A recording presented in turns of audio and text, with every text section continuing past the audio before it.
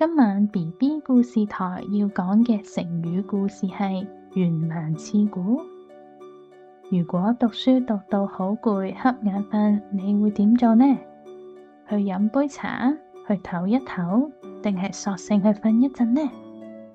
今日要講嘅故事入面嘅兩位主角選擇咗一個令人震驚嘅方法啊！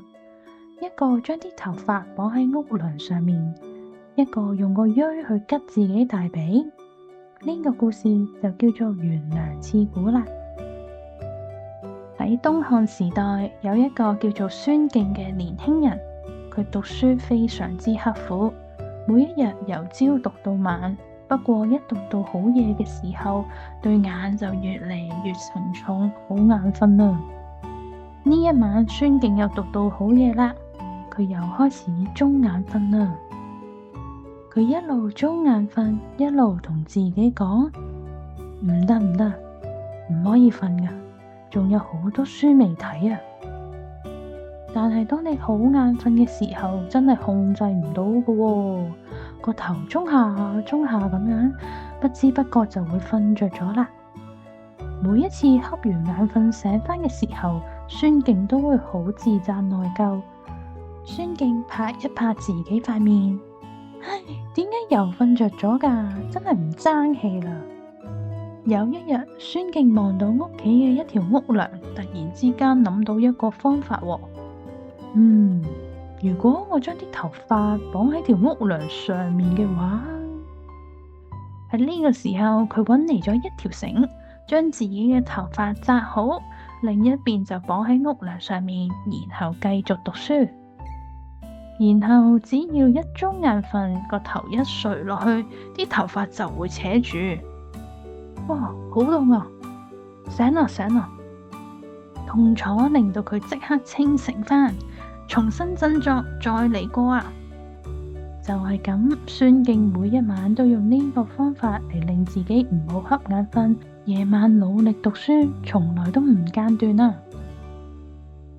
而另一個故事就係喺戰國時代，有一個叫做蘇秦嘅年輕人，佢一心係想成為大人物，於是佢遊走列國，希望終於有一位君主賞識佢。但係可惜，佢每一次都碰釘，冇人理佢啊！蘇秦今次又失敗咗，佢就頭耷耷咁行返屋企。屋企人見到佢一事無成，都睇唔起佢啊！佢嘅屋企人同佢講：你啊，成日講大話，有咩用啫？不如你老老實實耕田算啦！蘇秦聽到之後，激起咗佢內心嘅一團火。佢於是就諗：我一定要出人頭地俾你哋睇。於是蘇秦就閉門苦讀，佢讀遍天下嘅所有兵書謀略，但係讀到夜晚嘅時候，都係會瞌眼瞓喎。唔可以瞓噶。蘇秦好眼瞓，但係佢想逼自己醒返啊！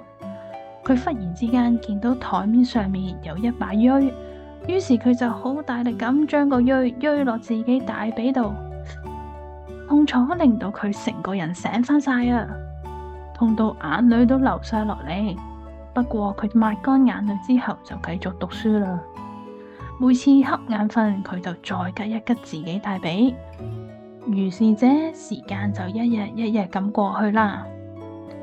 最後，孫敬憑住懸梁苦讀，終於學富五車，成為一個著名嘅學者。